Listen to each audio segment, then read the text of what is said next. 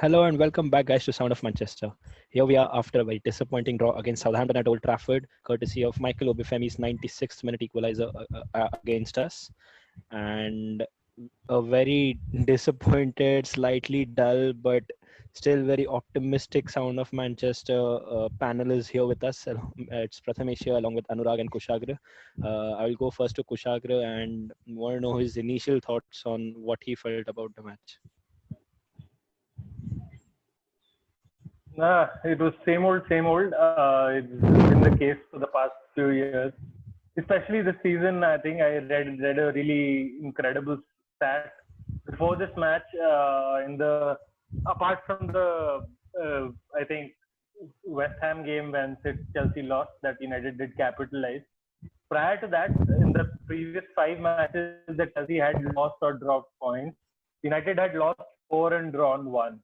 So it's United don't really have a great track record this season when it comes to capitalizing on mistakes. But I mean, it was really deflating. Even though it wasn't a loss, it was a draw. It felt like a loss, and more importantly, because third place was in our hands. Everything could have been in United's own destiny. The next 3 matches could have been less. How do I say, less competitive, or the nervousness could have been less, but we could have helped ourselves. But as we've done time and again this season, and over the past few seasons as well, United faltered at the end. It was a really poor goal to concede, and Solskjaer did come out and say in the press conference afterwards that United didn't deserve to win, which which is slightly contestable, but in the grand scheme of things, I can't entirely disagree with him.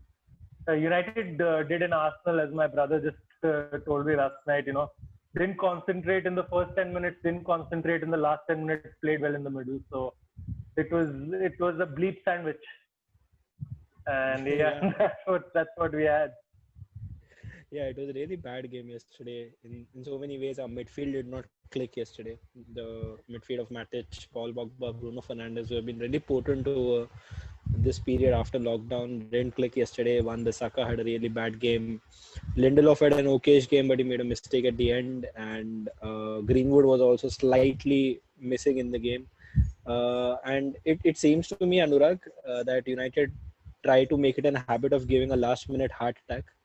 And we are going to go into the final game of the season against Leicester with a possibility of either screaming our hearts out in celebration or just going mute and being unavailable for the next 10 days because we did not qualify. But anyway, so how do you think that next 3 games now? We have Palace, we have West Ham at home, and also we have Leicester, as I said, on the final day. So how do you think this performance is going to affect all that?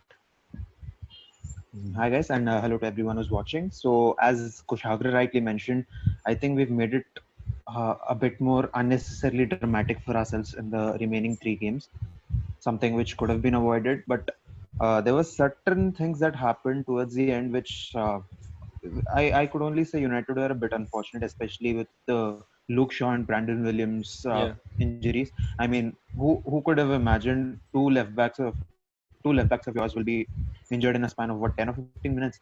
So I think that really halted our whole gameplay. And to the goal which was conceded in the 96th minute, I think because we had just 10 men on the field, I think that there was a bit of confusion in the box as well as to whom Brandon Williams would have marked, or who that. Just there was a bit of confusion as to who was going to mark who towards the end, who was going to go for the first header. Matic went for it, as we were talking in the before the video started. So there was a bit of vagueness towards the last 10-15 minutes, and Southampton did well to capitalize on that. And yeah, in the grand scheme of things, as Kushagra rightly put it, I think I would slightly agree to the fact that United maybe did not deserve to win because they kind of were left. They were caught off guard at a very crucial juncture in the game. Yeah, I think Brandon Williams' injury was really unfortunate in so many ways. He went for the ball. It was a a nasty collision with Kyle Walker-Peters. We hope he recovers soon. That was bloody Yeah, nasty. I mean, the it was images were very horrific. nasty. Plus, we Yeah. do not have Luke Shaw as well for the next game. We might not. We are not yet sure. The scans report are yet to come out. And talking about the game in itself, Kushagra, don't you think that United took out Paul Pogba a bit too early in the game? I think it was somewhere around the hour mark that United took him off, and we really didn't get well on the ball. Although Fred tried, but I mean, there's a difference between Fred and Paul Pogba, and it was shown on the pitch after that hour mark. Do you think it was a slightly premature substitution from Ole, or do you think, considering Pogba has been playing so much, he's a little tired, it was valid to take him off the pitch? It is. So let's have it right. Paul Pogba did not have a good game yesterday. I mean, he did not have a good game by his standards yesterday. In the beginning, he was sloppy, and though we can point fingers at other people as well, especially De Gea and Maguire, for having given him the ball where he got for the when the mistake happens for the first goal. He should never be receiving that pass there, and even before he receives the pass, he is being closed down. Now, I'm surprised that from the corner of his eye, he's not noticed that, or someone's not shouted to him that he has a man on. But yet, you see a captain, picking up the ball and flinging it to him. So, I felt Paul Pogba was casual, rather casual. Paul Pogba was a bit like Paul Pogba that we've seen what he's been at United, and that we've not particularly enjoyed. A little careless in the beginning, and there was another chance that was created before United scored. That United could have gone 2-0 down when he's robbed again by Armstrong, if I'm not wrong. So, so Paul Pogba was a little lackadaisical to begin with, but then you cannot forget, you cannot underplay his role. The first ball, the ball that's played into Martial, who will come on to Martial a little bit later, but he does very well to hold that ball up and set up for Rashford. That ball was played by Pogba. And then again in the second goal, the ball that starts the move off, that creates the move for Martial, and when he eventually receives the ball, is again from Paul Pogba. So, of course, he was that mistake at the beginning of the first half, but towards the end of the second half, he was dominating the game. He was controlling the play, and even till the 60th minute, I wouldn't say United were on top in the second half, but United looked comfortable. United looked like they could create chances. But the moment you take him off, and then you take Bruno off around 10 minutes later, it just completely chokes your own midfield, because United just sat back from the 60th minute, and United defensively aren't good enough to do that.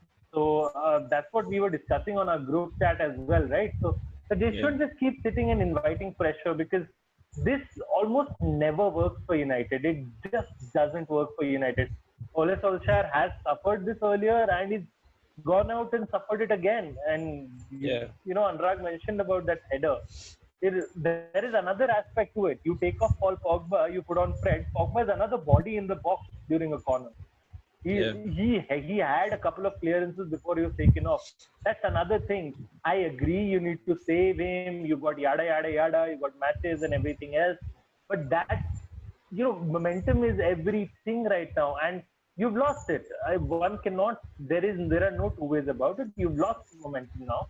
The remaining 3 games become monumentally tougher compared to what this was, because there is a proper blueprint of how to play United once again. So teams will press you. You will go to Crystal Palace. They'll be on your nose.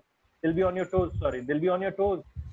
You'll go to West Ham will come, and then you have to play Leicester. One cannot forget that you have to play Leicester at the end. Yeah. So he shouldn't have been taken off at 60th minute. I felt he should have been made to play till the 70th, 75th minute, because we needed him big time. Yeah, and the players that have been coming on from the bench have done zilch till now since the season has started again. Our bench is just not good enough. So I don't know if you can rely on those guys. Squad depth has been an issue, hasn't it? It's been an issue for quite a few seasons now. And coming back from our defensive issues to something positive that we noticed yesterday was the form of Anthony Martial again. He looked really sharp in and around the box. He looked sharp when he got the ball on his feet. And also, I think Marcus Rashford had a better game than what he has had since lockdown. He was looking fresh. He was running around the pitch. He was creating chances. One of his shots was blocked by Bertrand, a really good move. One of his goals was offside. So I think he was doing a fair bit. And Anurag, considering the form of these two forwards, they don't seem to want to overtake each other for a long time. Because as soon as Martial scores, it's Rashford scores, or if when Rashford scores, Martial scores. So I mean, considering all the good momentum that we still have going forward, how would you think that this is that one thing that we can actually take into our next game against Crystal Palace? How do you think now Ole will have to adjust according to what happened in the game, and how would you take the positives from these two players and what they did in the match to the next game? I mean, what's there to say? What's left there to say? I mean, Marcus Rashford had a brilliant game. I mean, Kyle Walker-Peters might be having nightmares because I remember him nutmegging Rashford nutmegging Kyle Walker-Peters 3 times off the top of my head, and most of the time he was drifting past the guy for fun. I think Yeah, Kyle Walker-Peters is a very talented guy. He has great pace defensively. Maybe I think I haven't seen him much, but he's a lot of people said he's one of the most talented future right backs of English football. I don't know where he'll go in the future, but yesterday was absolutely schooled by Rashford, and that was a nightmare performance for the guy. And what do we say about Anthony Martial? He's turned the tables big time. I mean, whatever people were talking about him, about the work rate and everything, I think he's taken it a notch. I mean, a few notches ahead. And yeah, there were there were some of those individual. I understand. There were a few moments where he could have finished it better. May people do say he could have gone for the dink in the first chance that United had. yeah, But that was a good save as well. He got a good hand at yeah, McCarthy. So and that the chance that he had to score a third goal for United in the second half, where he made a brilliant run. He dribbled past. United do not have a lot of progressive dribblers because yeah, I mean, there is Rashford and there are Martial. There's Rashford, there's Dan James, there is Mason Greenwood.